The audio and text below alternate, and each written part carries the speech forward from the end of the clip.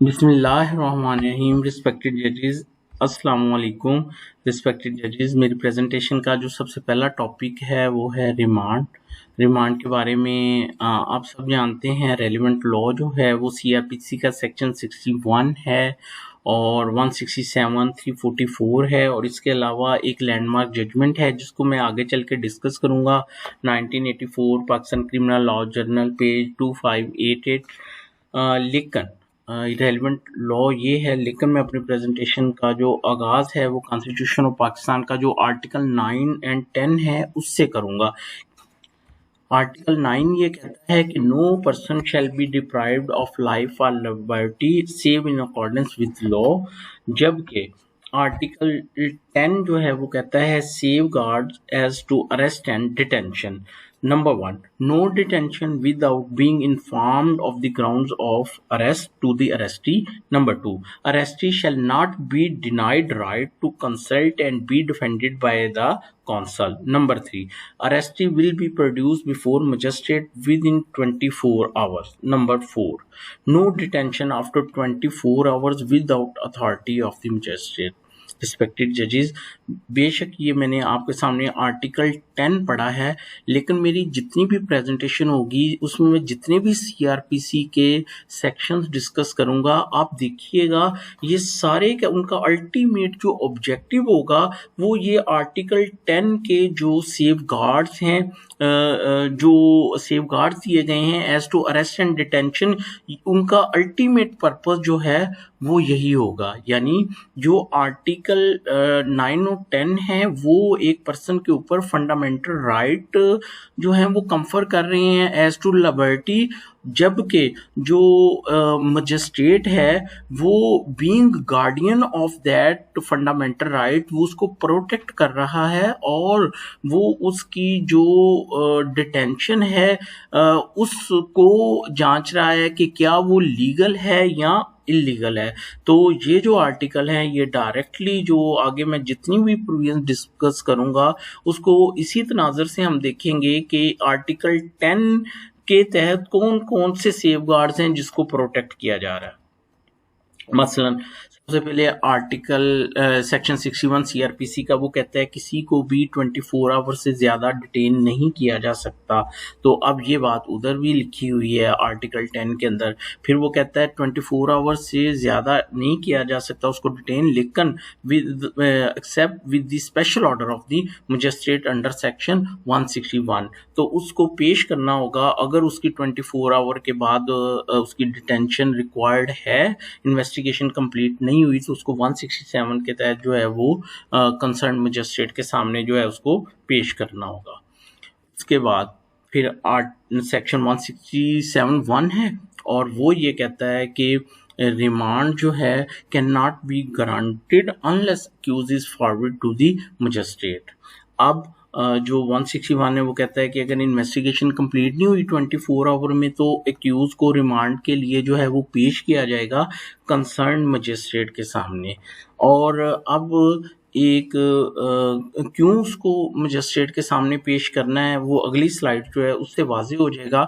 High court rules and order volume 3 chapter 11 part B para 12, इसमें ये instructions हैं। मैं इसलिए इनको पढ़ूंगा, आर्टिकल्स का भी हवाला इसलिए दिया कि बीइंग मजिस्ट्रेट अगर मैं रिमांड का ऑर्डर लिखने जा रहा हूं तो मुझे इस चीज़ का इल्म हो कि मैंने कौन कौन सी मेरी ड्यूटीज़ हैं जो कॉन्स्टिट्यूशन या जो सीआरपीसी जिसके लिए मुझे पाबंद करती है, और मैंने उसको देखते हुए जो है एक स्पीकिंग ऑर्डर जो है वो जारी करना है। तो ये भी मैं पढ़ूंगा। Number A, before a remand is granted in any case the magistrate should inform the accused that he is the magistrate and that a remand has been applied for and he should ask the accused whether he has any objection to offer to the remand। यानी जो accused है उसको ये भी magistrate ने बताना है कि आप एक मजिस्ट्रेट के सामने हो और उसके ऑब्जेक्शंस भी लेने हैं और फिर मजिस्ट्रेट ने उन ऑब्जेक्शंस को डिसाइड भी करना है।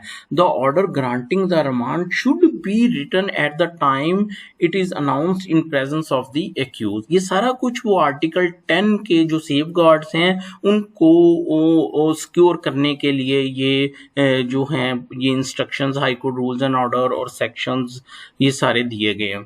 उसके बाद है if the accused wishes to represented by counsel, the magistrate should allow him time for counsel to prepare and argue the matter before him.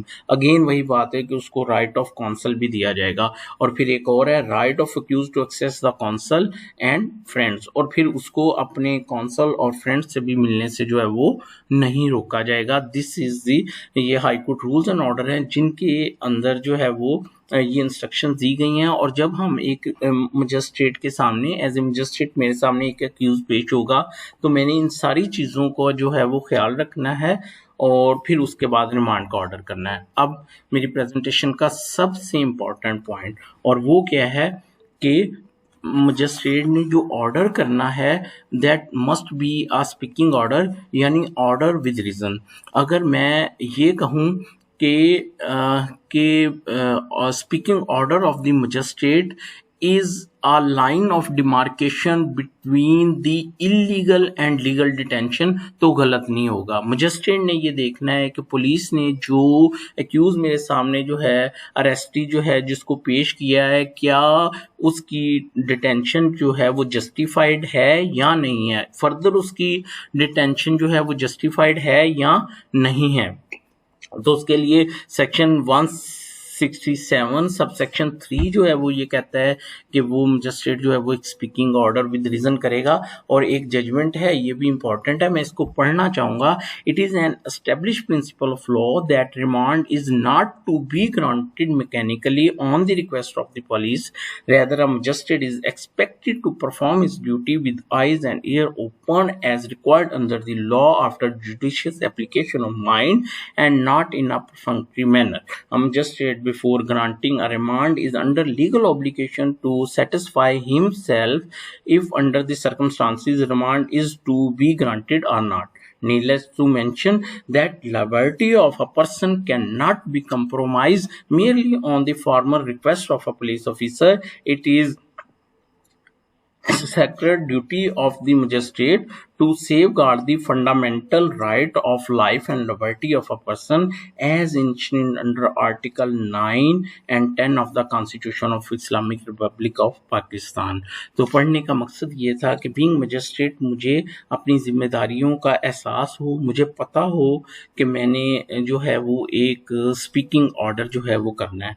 उसके बाद नेक्स्ट जो है वो ये है मैंने वो स्पीकिंग ऑर्डर जो है विद रीजंस कैसे करना है। उसके लिए बीइंग मजिस्ट्रेट सबसे पहले मुझे उन ग्राउंड्स का पता हो जिनके ऊपर जो है एक रिमांड जो है वो दिया जा सकता है। उसके लिए अगर 167 को देखें तो सबसे पहली जो ग्राउंड है वो है एक्विजिशन इज वेल फाउंडेड। जो पहली चीज़ देखनी है मजिस्ट्रेट ने फिजिकल रिमांड ग्रांट करने से पहले वो ये है। और इसको गुलाम सरवर केस कैसे करता है, कहता है there are grounds for believing that the accusation against the accused is well founded. In Ghulam Sarwar case, it was held that magistrate shall assure that evidence sufficient to raise suspicion that the accused has committed offence has been collected by the police. तो सबसे पहले जो magistrate उसने देखना है कि क्या उसके अगेंस्ट सस्पिशन भी यानी उसकी इन्वॉल्वमेंट भी नज़र आती है केस में या नहीं नज़र आती। अच्छा, अब एक चीज़ है कि ये एक्विजिशन जो है ये मजिस्ट्रेट ने कहाँ से एस्टेब्लिश करनी है, ये नेक्स्ट जो है मेरी स्लाइड होगी। उसके बाद नंबर टू जो रीजन ग्राउंड है जो मजिस्ट्रेट ने देखनी है वो ये है real necessity to hand over the accused to the police. Magistrate ने इस चीज़ को जस्टिफाई करना है कि पुलिस को उसका कॉर्पस देना क्यों ज़रूरी है। वैसे तो इन्वेस्टिगेशन चलती रहती है, लेकिन जो इन्वेस्टिगेशन क्या उस इन्वेस्टिगेशन के लिए कॉर्पस का पुलिस को हैंड ओवर करना ज़रूरी है या नहीं है, this is the most important thing. और इसके बारे में जो है वो मैंने ये एक जजमेंट से और जो high court rules and order हैं और जो सेक्शन है उससे एक पैरा लिखा है, मैं पढ़ता हूँ। Good and sufficient reason must exist for remanding the accused to police custody instead of detaining him in magisterial custody. Under no circumstances should an accused person be remanded to police custody unless it is made clear that his presence is actually needed in order to serve some important and specific purposes connected with the completion of the inquiry. A journal statement by the officer applying for the remand that the accused may be able to give further information should not be accepted. It was held in Ghulam Sarwar case that magistrate shall not authorize the detention in the custody of the police except on a strong and exceptional ground, and that too for a possible period. तो this is the thing कि हमने just for completion of evidence, completion of investigation उसको जो है वो बिल्कुल जो है वो रिमांड नहीं देना, बल्कि वो ग्राउंड्स देखनी है जिससे ये चीज़ एस्टेब्लिश हो रही हो कि पुलिस के पास जो है वो एक्यूज का कॉर्पस होना जो है वो ज़रूरी है. अब मैंने कुछ इसकी इन रियल नेसेसिटी जो है उसकी मैंने कुछ ग्राउंड्स जो हैं वो लिखी हैं. सबसे पहले एग्जांपल, मसलन accused can point out property. This it is a good reason. Accused can assist the police in elucidating the case is a good ground. Corpus is required for DNA footprint is a good ground. That it is necessary to take the accused to a distance that he may be shown to persons likely to identify him as having been seen at or near the scene of the offense. कि उसको लेके जाना है मौके पे ताकि लोग उसको शनाख्त कर सकें कि क्या ये वही बंदा है जिसने ऑफेंस जो है वो कमिट किया है.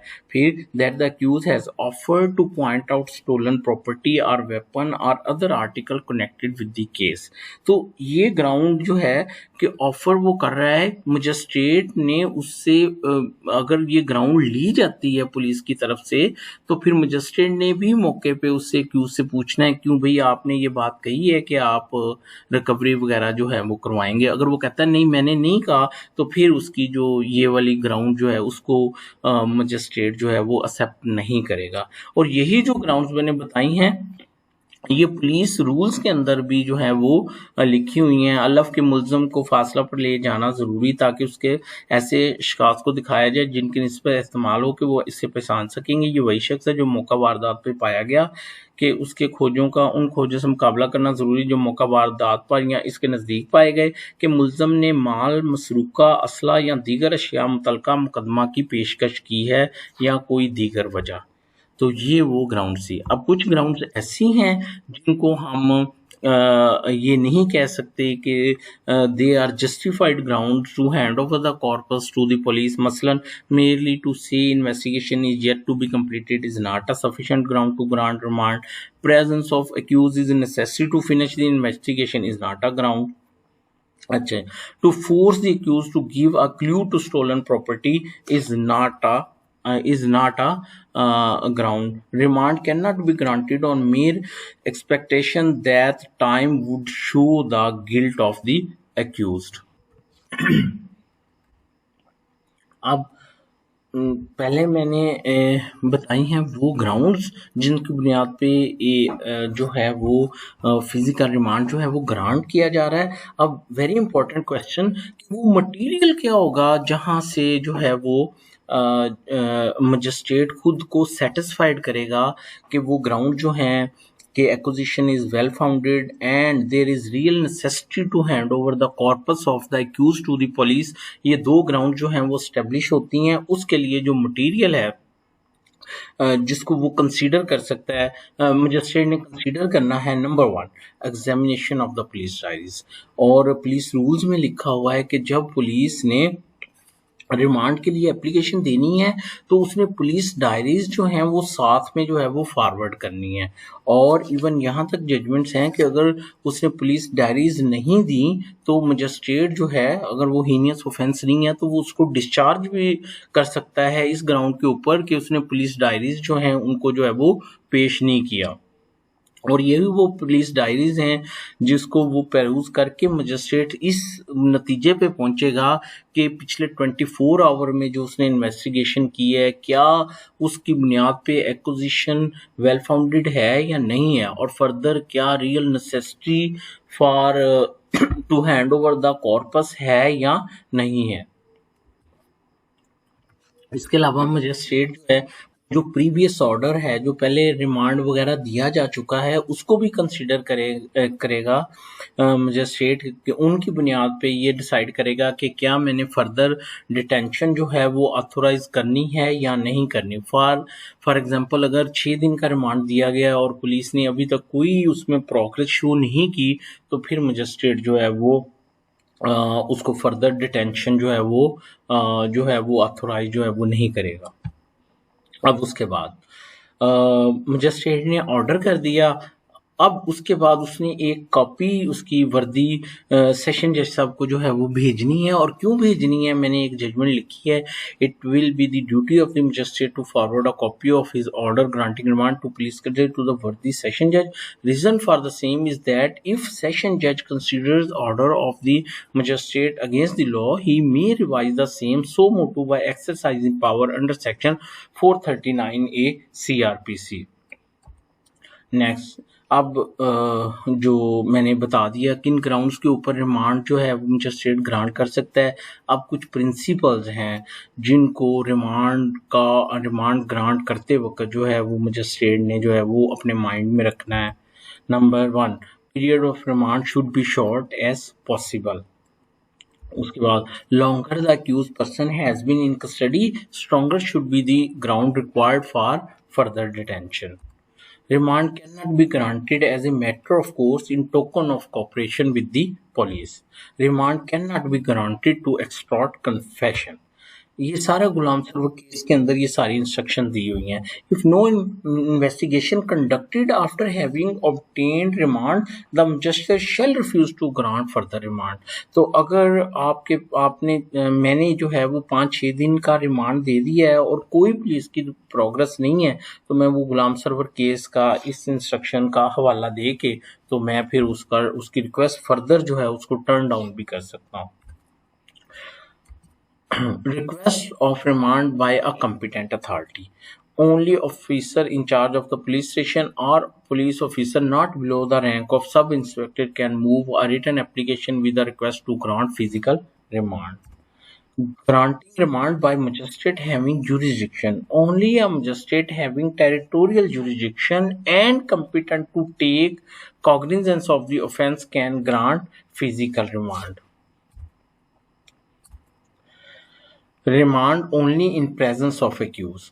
इसकी क्या रीज़न है इन प्रेजेंस ऑफ एक्यूज? ये मैं ऑलरेडी पीछे हम डिस्कस करके आए हैं कि मजिस्ट्रेट ने उसको बताना है, आप मजिस्ट्रेट के सामने हो, उसका ऑब्जेक्शन लेना है, उसको एलिगेशंस के बारे में बताना है और उसकी मौजूदगी में जो है वो ऑर्डर जो है वो अनाउंस करना है। तो ये सारी चीज़ें तभी होंगी अगर एक्यूज जो है वो मजिस्ट्रेट के सामने होगा। तो दिस इज़ द रीज़न कि हम कहते हैं कि एक्यूज की गैर मौजूदगी में जो है वो रिमांड जो है वो नहीं दिया जा सकता। लेकिन एक्सेप्शंस भी हो सकती हैं, जैसे कोरोना में या एक्यूज जो है, जैसे किसी ने क्यूरी भी पूछी थी कि एक्यूज वो हॉस्पिटल में एडमिट है, उसको नहीं पेश किया जा सकता। उसके ऊपर मैंने एक जजमेंट भी देखी है। Of course in an unavoidable situation such as natural calamity due to serious illness of the accused, when his production in court is not possible, then his remand may be granted in his absence for 1 or 2 days. Remand for maximum 15 days. Remand will be for maximum 15 days, हम सबको पता है। और लेकिन हम 14 days का grant करते हैं और उसकी रीज़न क्या है कि ऑलरेडी 24 घंटे वो पुलिस की कस्टडी में रह चुका होता है। Remand from time to time, हम एट वंस 15 दिन का रिमांड नहीं देते, फ्रॉम टाइम टू टाइम देते हैं और वो भी शॉर्ट पीरियड के लिए।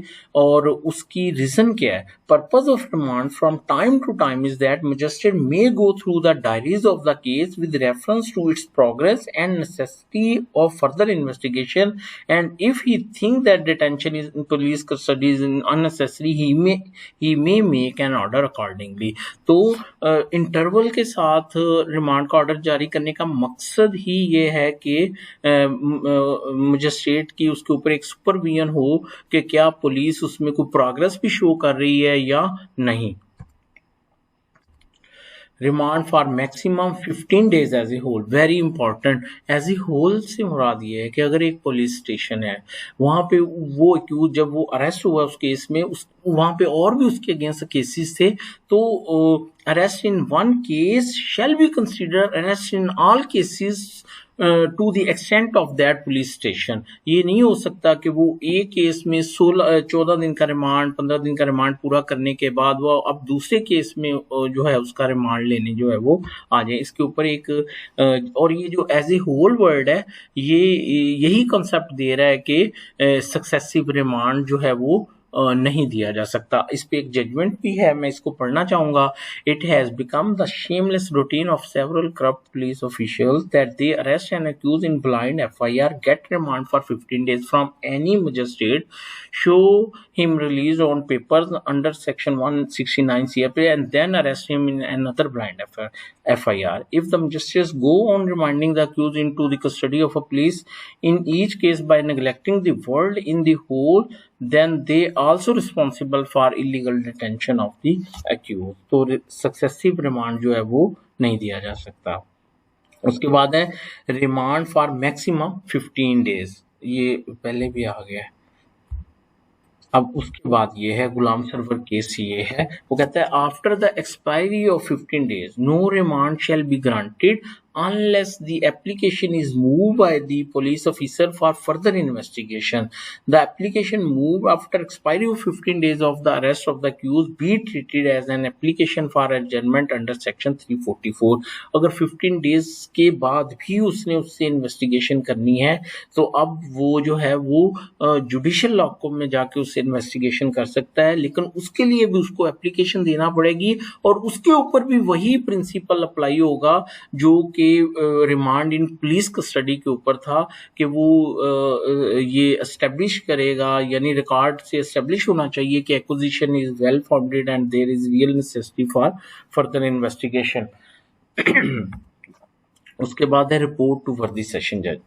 अब अगर वो उसने इन्वेस्टिगेशन के लिए रिक्वेस्ट की, मजिस्ट्रेट ने उसको जुडिशियल कर दिया कि आप इससे इन्वेस्टिगेशन कर लें, लेकिन स्टिल उसने 2 माह के अंदर अगर अपनी इन्वेस्टिगेशन को कंप्लीट नहीं किया तो उस सूरत में मजिस्ट्रेट पाबंद है कि वो अपने वर्दी सेशन जज जो है उनको रिपोर्ट करेगा उसके बारे में, और इसके अलावा जो DPO जो कंसर्न्ड हायरार्की है पुलिस की, उनको उसके डिफॉल्ट ऑफ द पुलिस के बारे में जो है वो SP के नॉलेज में जो है वो चीज लेके आएगा।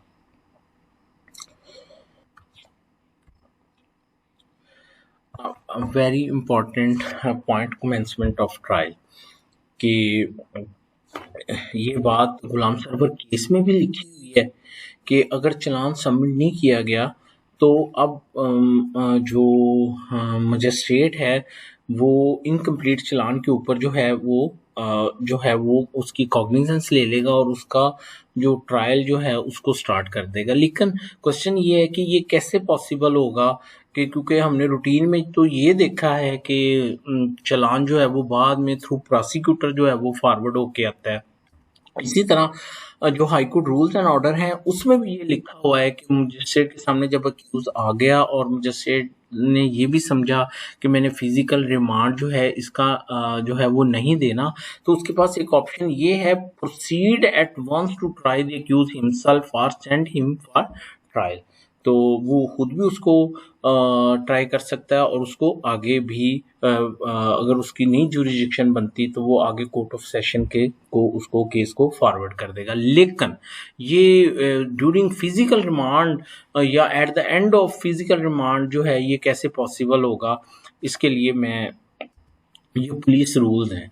इसमें ये जो मैंने इसमें पढ़ा है वो ये है कि उसने फ्रॉम द फर्स्ट डे उसने जो नामुकम्मल चालान है उसकी शीट जो है वो साथ लगानी है।